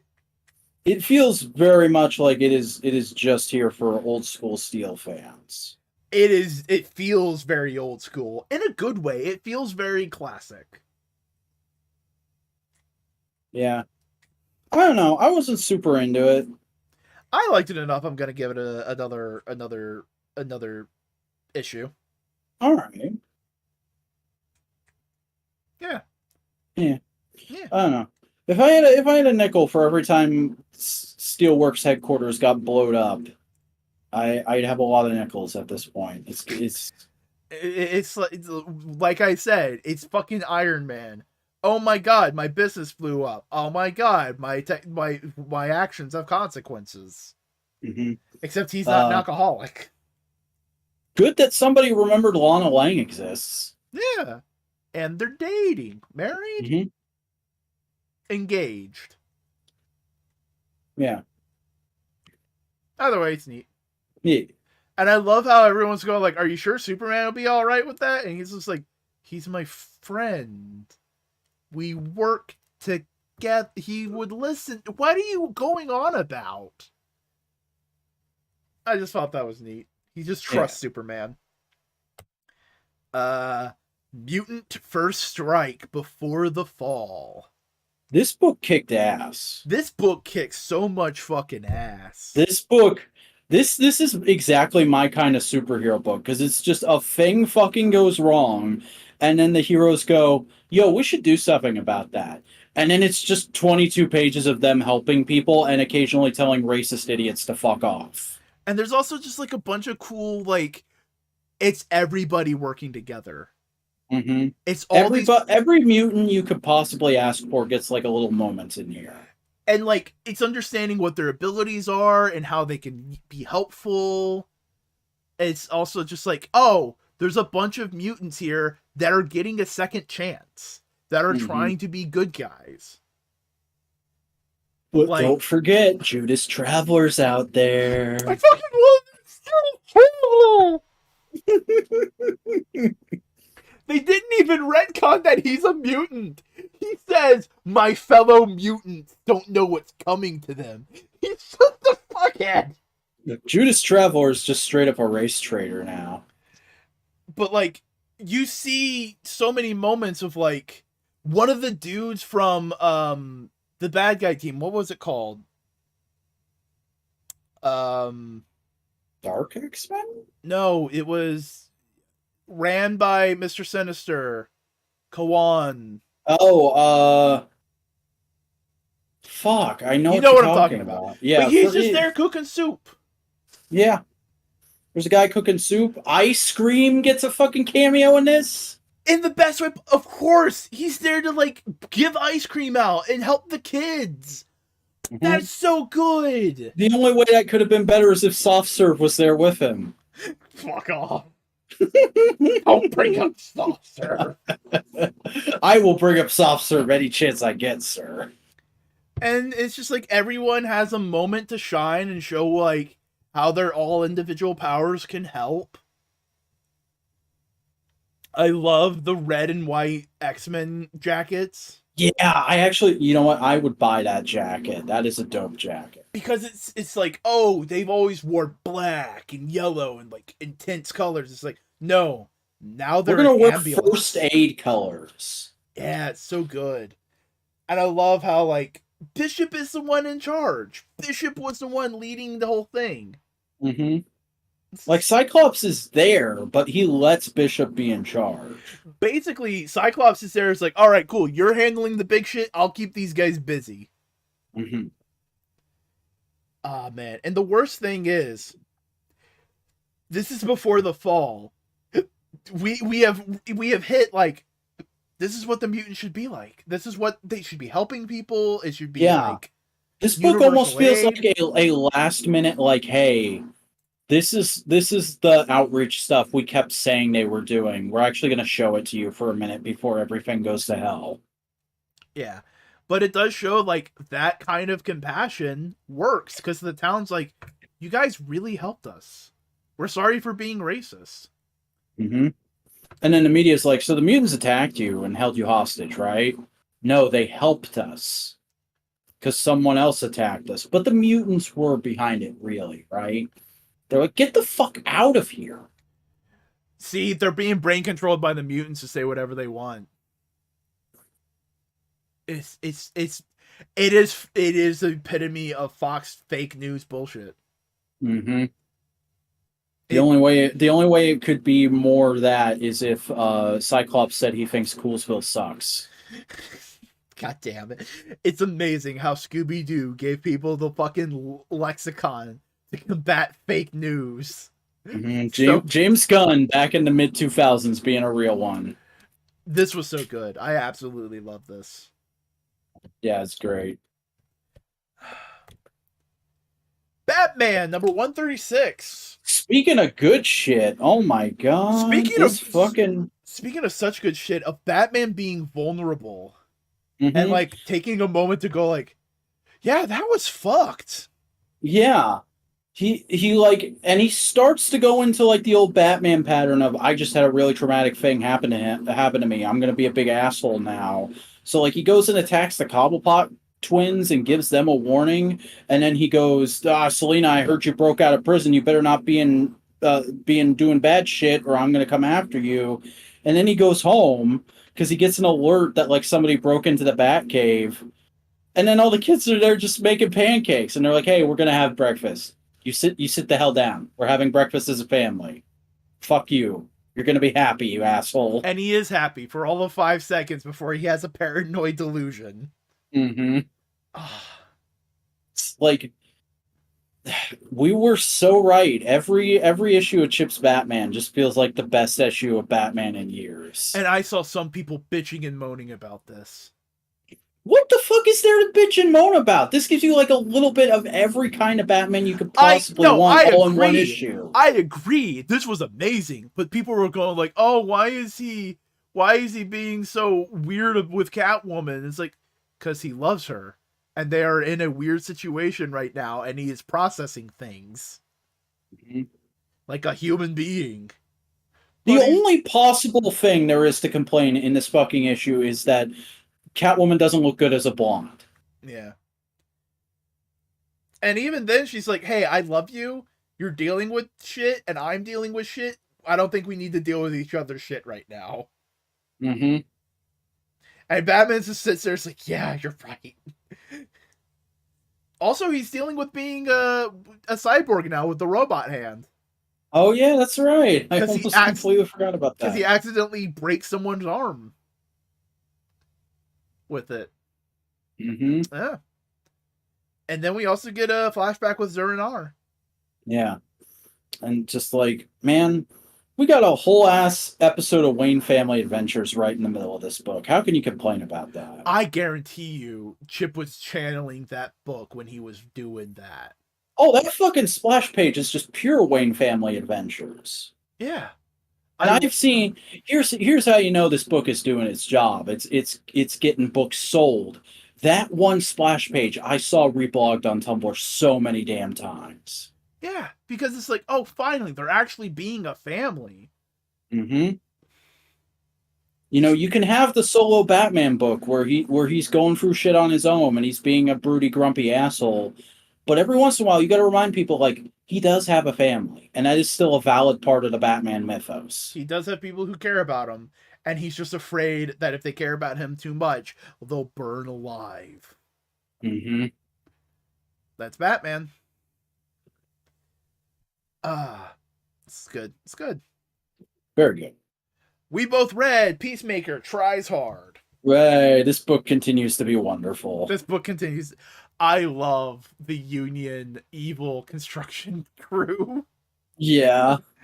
Oh, we gotta test this. We gotta test this booby trap. We gotta go with Union regulation. Right, I got the bag full of kittens right here. Or like the scene with all the helmets, or just the constant like jokes of like it's perfect because if you're a long-term comic fan, you know Mala talks. But if you're just coming into this as somebody who likes the show, you're like, it's funny monkey, and then he talks and it's like, oh shit. Funny monkey only talks in French. Haha. Oh no, he knows English. And shit is about to go down. The fuck helmet's great. Yeah. Is this really good? I felt really sad for Peacemaker because he thought he had a genuine friend. Nope. But that is Peacemaker's life, as I'm getting it, is like he keeps trying to be a good boy, but because he tries way too hard, he fucks things up and he gets in with the wrong people. Yeah. It's really good. You know what? I'm kind of glad we're in the Peacemaker Renaissance. Yeah. So just out of curiosity, I scrolled back up to the page. Do you want to know what the names of all the helmets that we can see are? Sure. So there's X-ray vision, fuck beam, sonar, human rocket, shrinkage, oil slick, underwater world, and Bane voice. God damn it, that's great. I love how the fuck beam is just yelling, fuck! Yeah. And the explanation for shrinkage. It shrinks their dick, and they get really confused and disoriented, and I can kick their ass. Mm-hmm. Fear could have easily just been, it gives me Ant-Man powers. But no, you go for like the big, ridiculous, potty humor Peacemaker thing, and I love it. Yeah. I'm really enjoying this book. I can't wait to see where it goes. Mm-hmm. We both read Loki. This is all right. Hey, you want to know how to write a modern Loki story when he's a good guy? Well, he made something when he was a fuckhead, and now it's coming back to bite him in the ass. Mm-hmm. I definitely got the feeling that this was much more up your alley than it was mine. Oh, I love this. Okay, because I read this and I was like, I can acknowledge this is well done. There's some cool ideas in here. Not for me. I'm not hooked. Yeah, because Loki's magic boat gets broken and the parts go all over, and he has to get the parts back. Mm-hmm.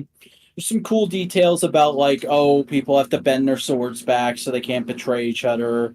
All the Florida Man stories are based off of Loki. Haha, that's funny. And the bit about him teaching the frost giants to read coming back to bite him in the ass, that's clever. Oh, I love that because it's just like, oh yeah, I put a curse on it. Anybody who betrays it will die a horrible death. There might be a cure if you read my entire library. It's like, oh. And it's fun. Loki's actually trying to be a good leader. He's trying to educate them and teach them hey, this is why we're not fighting all these wars, because if we did, everyone will die. Mm-hmm. But they're fuckheads, so they end up twisting it back around in his face. Yeah. It's good. It's solid. Yeah, it all makes sense. It's good. It's solid. It's just, I don't know. Didn't quite have that spark. Yeah, that's understandable. I do like the design of the ship, though. It's cool. Yeah, it was cool. Yeah. It is made of fingernails, but That is such like an old mythology thing. Like, how would that even work? Yeah, but hey, you just trim your fingernails before you get buried, and he can't take them. Hmm. I read TMNT versus Street Fighter. Oh, did this just happen? Yes. Okay, I didn't hear anything about this. I would figure this would be something people in my circles would be bringing up. It's it's weird. It's not bad. It's just like it is firmly within the IDW continuity because the fifth turtle is there. Oh. The fifth girl turtle with the Mm-hmm. claws. And I don't know what's happening in the IDW book because they're just out in the open, not giving a shit. Like, oh yeah, no, we're public now. Everybody knows about us. Oh, okay. And they've entered a fighting tournament. Last I heard about the IDW, last I got like an update on what was going on in the IDW book, the fifth turtle had just been introduced. But like they're in a fighting tournament and they're going up against the Street Fighter crew. And Raphael and Guile were fighting. And their match got cut short and they're both pissed. Of like, come on, we want to keep fighting. All right. Chun-Li fights Michelangelo. And Michelangelo's just dodging and being a goofhead. And Chun-Li just chokes him the fuck out with her legs. Yeah! And she just goes like, see? In a fight, you can run away, but eventually you're gonna have to fight. And she, and he goes like, you know, people, you're very intense. And she's like, I have been told that. It's fun. I don't know how like great it is for like Street Fighter characterization, but they're fine. Nice. And Jesus Christ, look at their muscles. Yeah, somebody's been on that 90s image shit. Yeah. Either way. We both read Schism. Oh man, this book continues to be so much fun. Oh, it's so much good. Billy tries to be a hero again, and he gets angry. Mm-hmm. I love that, like, they very quickly go to, like, it's Mark Waid, so he does the smart thing of immediately going like, oh, what's everybody gonna guess this would be? The Psycho Pirate. So let's put the Psycho Pirate in this issue and make it very clear it's not him. That's not why Billy flipped out. Yeah. Which is fun. I like the Psycho Pirates redesign in this. At least I assume it's a redesign for this. I've never seen the Psycho Pirate design before. And I like that we're actually doing stuff with various other members of the family. Kind of sucks that they just wrote Mary out of the book so she could be in Night Terrors. I don't think we really needed to do that because books don't always do that. But whatever. It's Wade. He's trying to make things line up perfectly. You can't bag on him for that. Yeah, the fun issue feels very solid. I'm enjoying where this book is going. Also, freaking T-Rex Lawyer Man was great. Oh yeah, he's great. Have you not heard of a Good Samaritan Law? What are those? But also we do get a hint at what is fucking with Billy because all the Shazam gods are like having a contest. Of like, oh, what's going on here? What could this be? What could this happen to me? Sham's good. You read The Flash, number 8 hundo. Yes, this is the big milestone extra size spectacular on a finale of Jeremy Adams's run. Really, Jeremy Adams' run is just like a nice little done in one. Like, hey, here's another story I had up my sleeve that is almost got him, but for the Flash. It's a bunch of different rogues are playing a card game, and this one guy goes like, "Oh, I just robbed the place and I came right here. It's not a big deal." And they're like, "Yeah, but you did this thing that's gonna have told the Flash that it was you and how to follow you. He's coming here, you idiot." there's no way we can stop him or escape him, even if all of us team up, because I heard he did this thing to this one guy. I heard he did this thing to this other guy. Blah blah blah blah blah. And then eventually they go to leave, and Wally's right there at the door, like, "Hey guys, you want to deal me in?" Then we get like a little done in one by Mark Waid, focusing on Impulse and his relation to Wally and Johnny Lightning, and then trying to remember who wrote this one.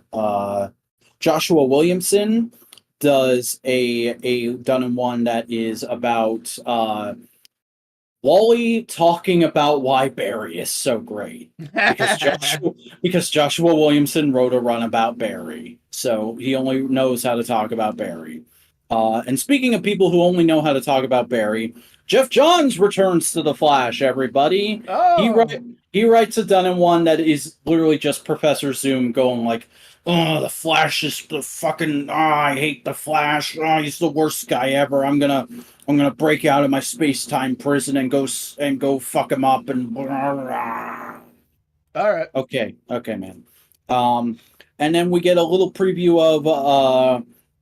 of Cy Spurrier's up and coming run that is going to start with issue 801, which is literally Wally is out on a date with Linda. They're having date night. They're at a fancy restaurant, and he keeps saying, he'll say a sentence and then he'll run off to do something as the Flash at super speed, and the whole date just continues like that until eventually he makes a fuck up and accidentally messes up the whole restaurant coming back one time, and she's like, "Ugh, I can't believe you were doing this." One of those kind of moments. It's solid. It's fine. I enjoyed Adams's last Flash story. I don't know if I'm super enticed to read Spurrier's run going forward, but I guess I'll give it a shot. And you know, Williamson and Waid and Johns sure did get paychecks. Yeah. Always good to get paychecks. Mm-hmm. You also read The Dark Knights of Steel. Yeah, penultimate issue of Dark Knights of Steel is here, and it is exactly what you'd expect it to be. It's a lot of like setup for the final issue, a lot of like political maneuvering and just getting characters into position for the big final battle. Bruce and Cal make good and decide like, hey, it's time to stop doing fuckboy shit. Let's be brothers for real now. Let's go free all the superpowered people in the dungeon so that they can help us. Hopefully, Laura decides to try and work directly with the superpowered people and the Martians, and that pisses Amanda Waller off. So she goes to team up with the White Martians, and that does not go super well for her.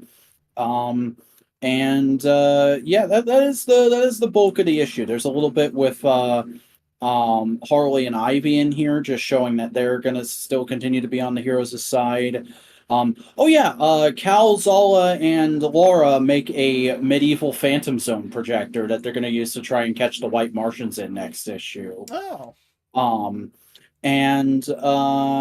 That's pretty much it. Not a whole lot of focus on some of the more minor characters. I would have liked to have seen some of Diana and Zala's relationship sussed out a little more here, because that's felt like a little bit of an afterthought in this series so far. But we got one issue left, and it's probably going to be a big old smash up fest. So be interesting to see how that goes. Yeah. You know, other than saying the word dungeon, that could just be a regular Justice League book. Mm-hmm. I read The Invincible Iron Man. Oh man, I love the intro to the 90s cartoon. It's a good cover. Mm-hmm. So Iron Man decides, Tony Stark decides, yo, fuck them building Sentinels. I'm gonna go blow up a factory. Tony Stark commits terrorism. Yeah. Literally, he says, you know, in the last adventure, I bought all those weapons and bankrupted myself. Now I just have a bunch of weapons I can use to destroy all the Sentinels. That's useful. So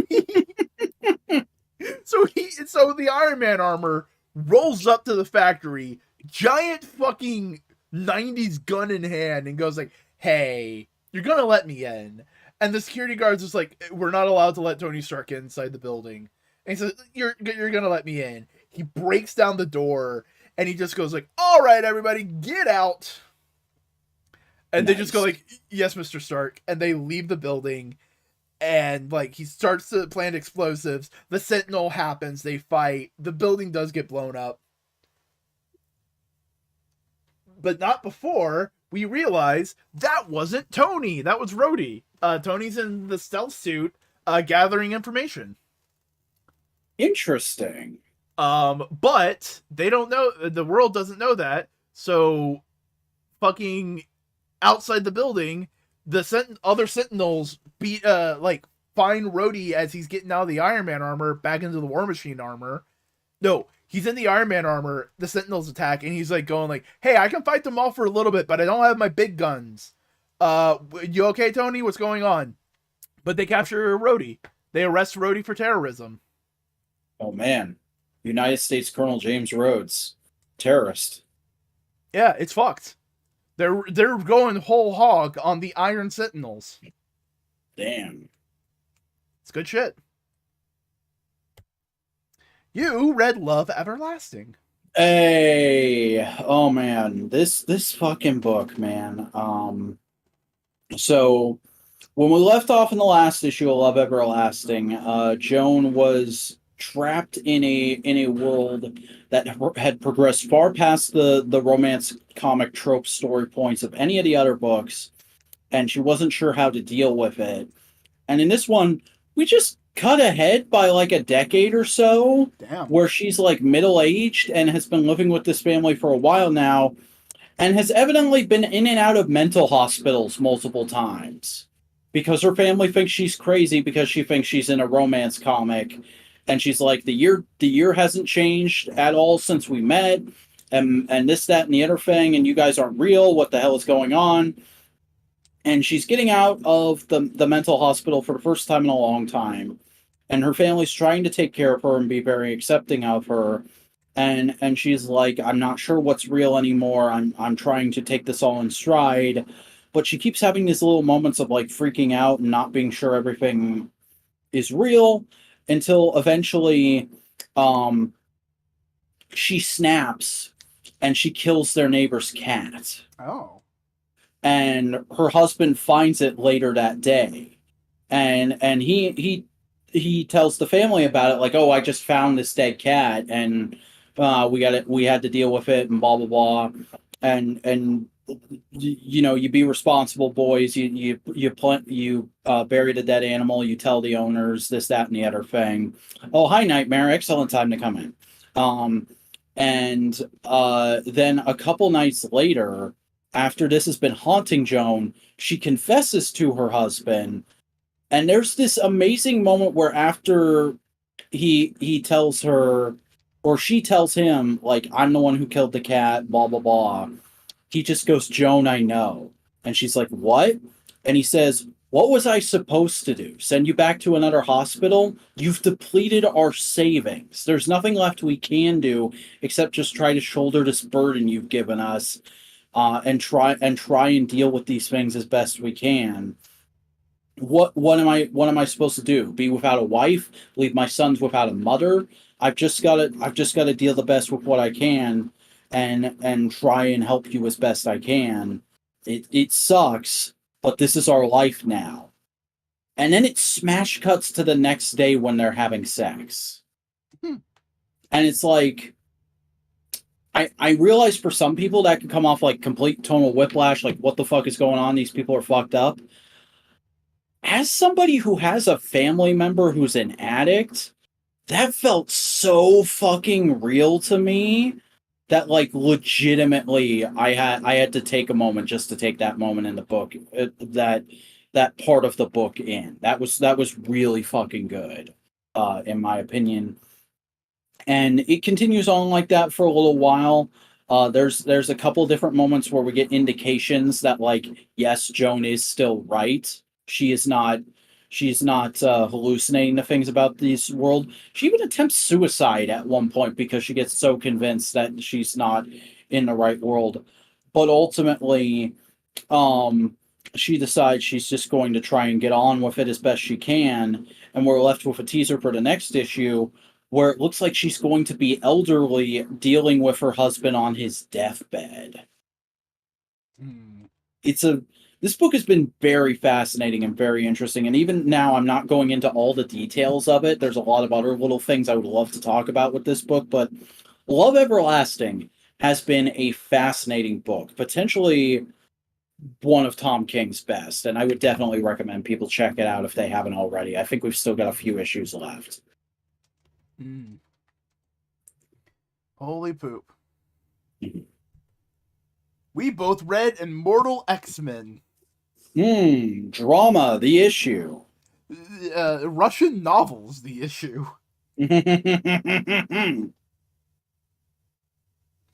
Because this is all told through Colossus's point of view as he's being controlled. And he's like, please, God, no, stop this.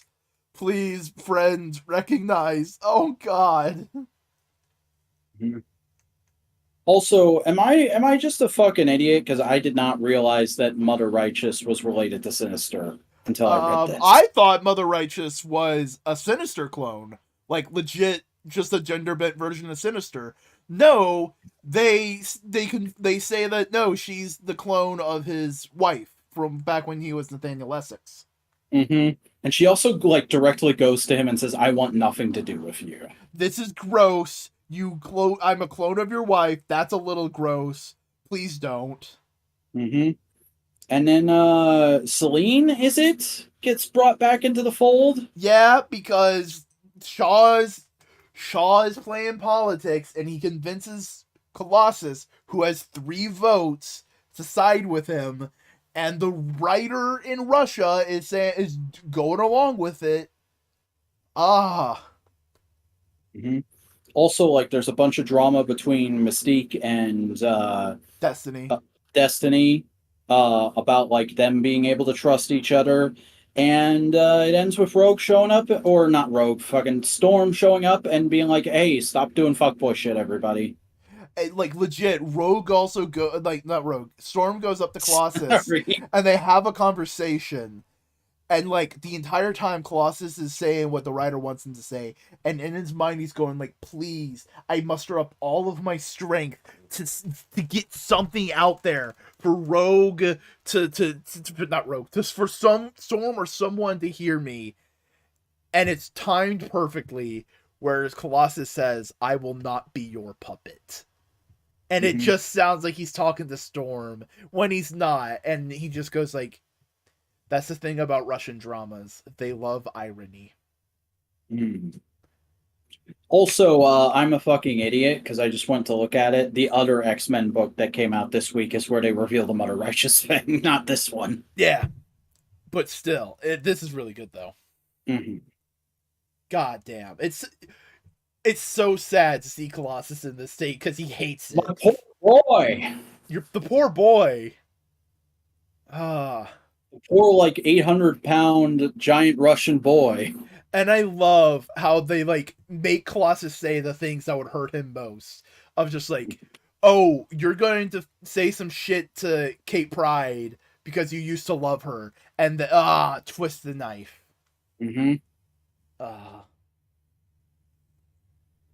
So good. But we did read X-Men. Yep. And they're dealing with they're dealing with an Iron Sentinel. Yep. The first 5 pages of this, though, is the Mother Righteous thing, which, hey, really good. We like that.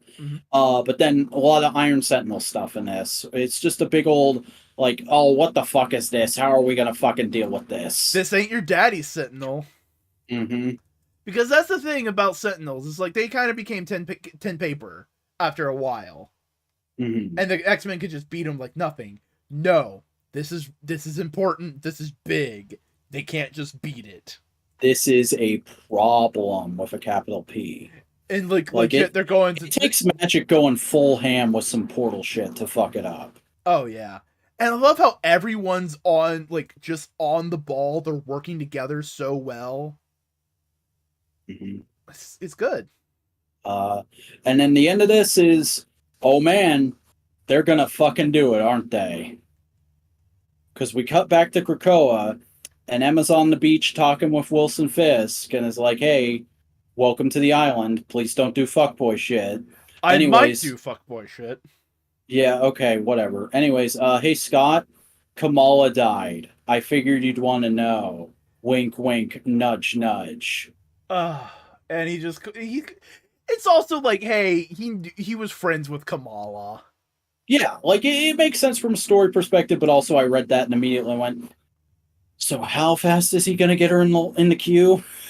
I don't know, but they're also saying there's also hints that they're prepping all the Iron Sentinels. I don't remember which book for the Hellfire Gala, where all the mutants and heroes are at, and taking them all off the board.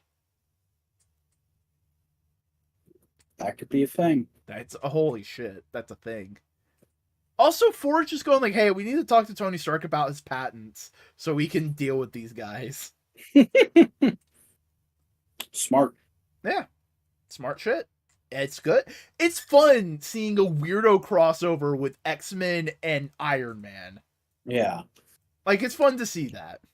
I mean, it's not like this wasn't seeded way, way back at like the first Hellfire Gala. No, but it's just also just nice to. It's neat to see the universe be fluctuating as a universe. Yeah. We both read Captain America: Sentinel of Liberty. Oh man, this fucking issue. Oh, this fucking issue. This was so good. Just like that moment that always has to come after these big moments of Steve going too far, of him going like, "Hey everybody, I was on fuckboy shit. I am so sorry." It's okay. We understand. That's why we knocked you out. Mm-hmm. And like it is written so well here that genuinely it did get me to tear up a little I bit. love that there's just a moment of like, and that's all the apology. You owe me $50. God damn it, you're right. And all the while, Bucky's just playing his cards. Yep, he's just doing his thing. I think his thing is, I just needed to be in here to give a reason for Steve to infiltrate all this shit. Because the minute he's in here, he's going to destroy it all. I just need to give him a reason to be here. I'm his foot in the door. Like, I'm not here to play the game. I'm acting like I am, but I'm just here to get Steve here because he can fuck your shit up. Because it just seems like, why? What's his plan? What's his end game here? No, Bucky would trust Steve too much. What's going on? Bucky is just filibustering. Bucky's just waiting for Steve to show up, and he's just like, "Oh, thank God, Steve, you're fine. Okay, cool. Bang, bang, bang, bang. All right, let's get going. What's going on? I was being a double agent. I was just tricking them till you can get in here to do your stuff. Oh, why didn't you say that? Because they would hear, dumbass. Because they wouldn't buy it if you knew. Classic trope.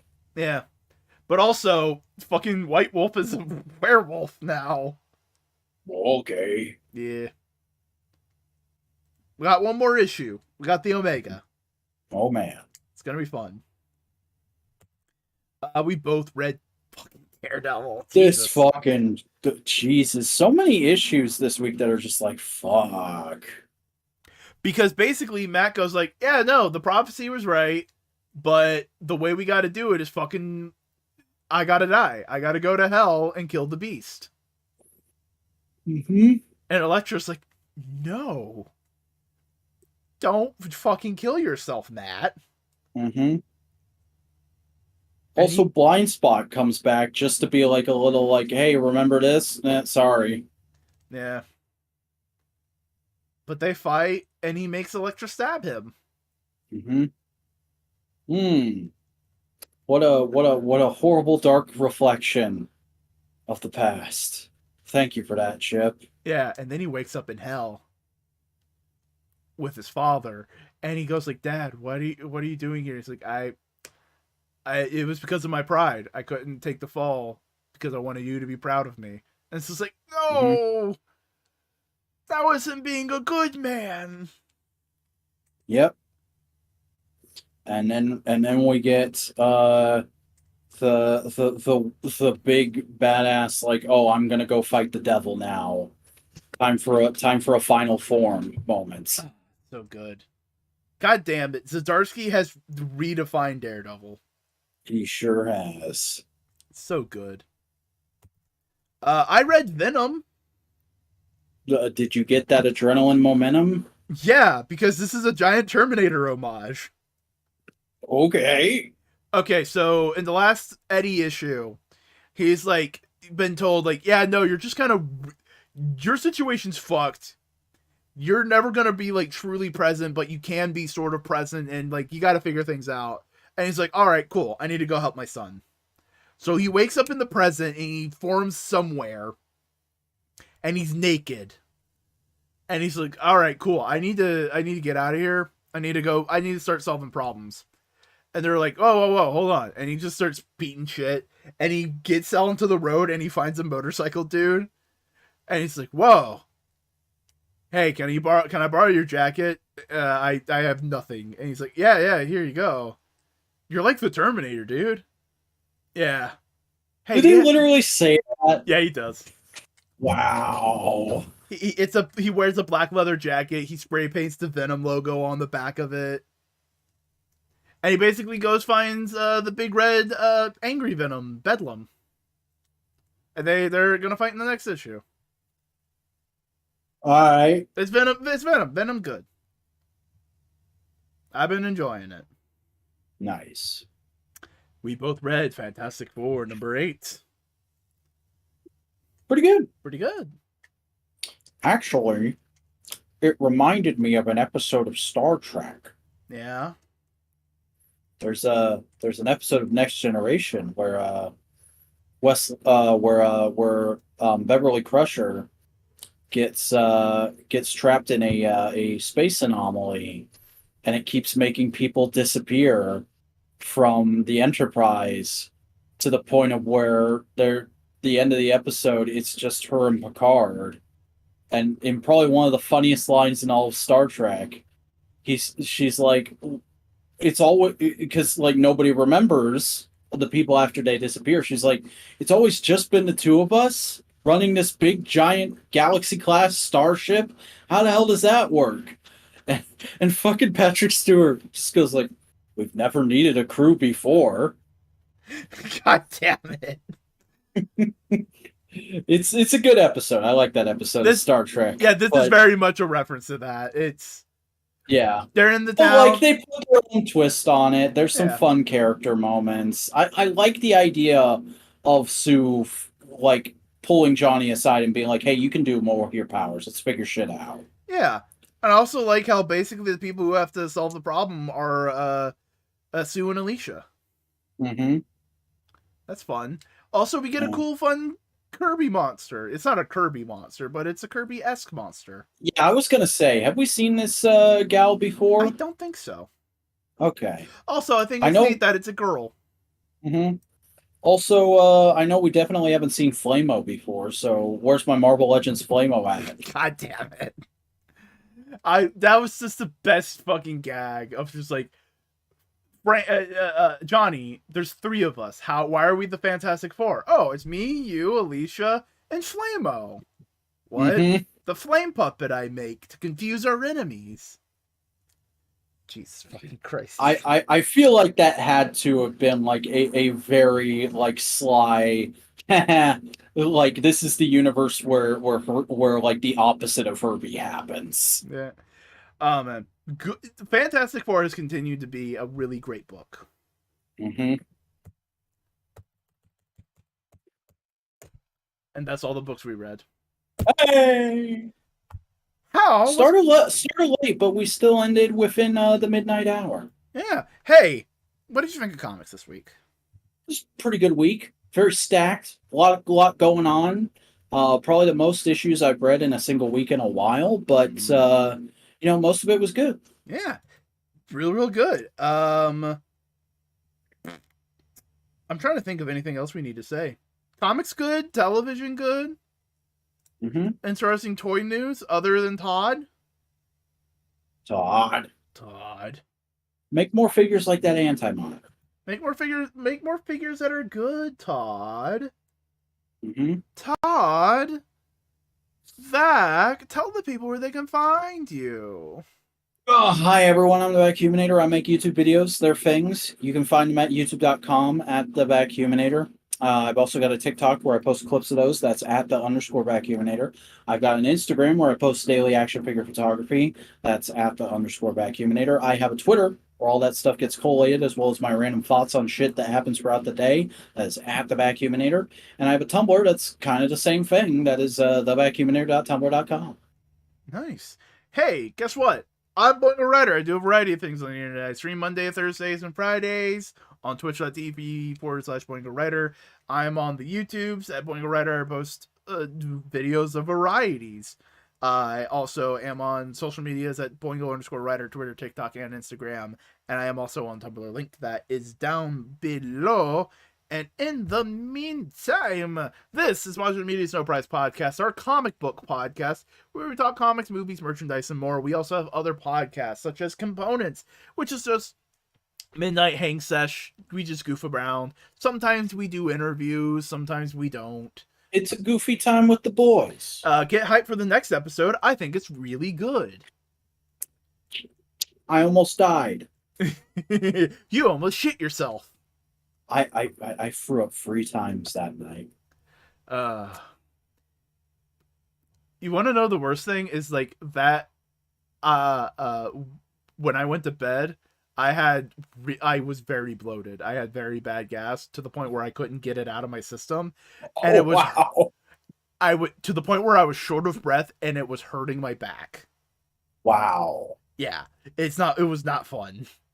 You know, I think whatever was, I don't think like I had a bug or anything. I think my stomach just got something bad in it and went like, yeah, nothing in here for the rest of the day. Thanks. Because I threw up everything I had eaten that day right before the show.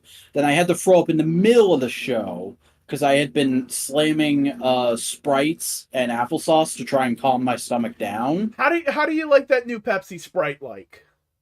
It's all right. It's okay. And then I had to throw up a little bit after the show because I had drank a little more Sprite and something else. I forget what else I had been eating.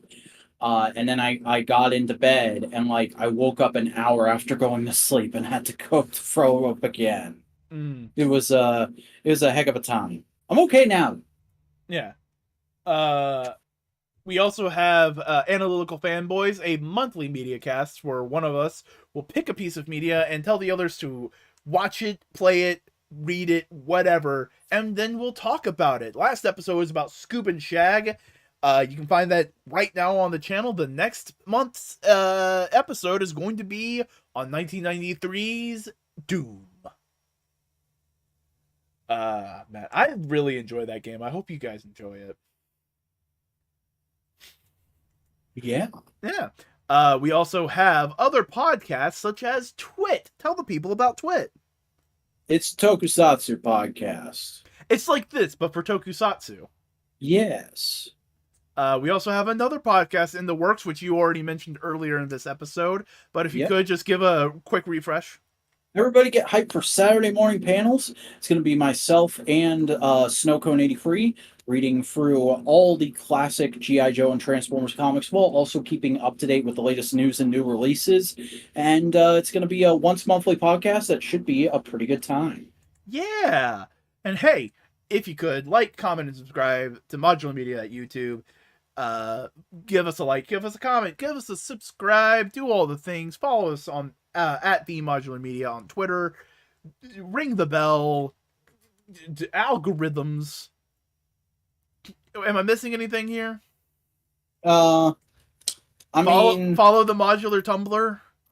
Yeah, that exists. It's just at Modular Media. Yeah.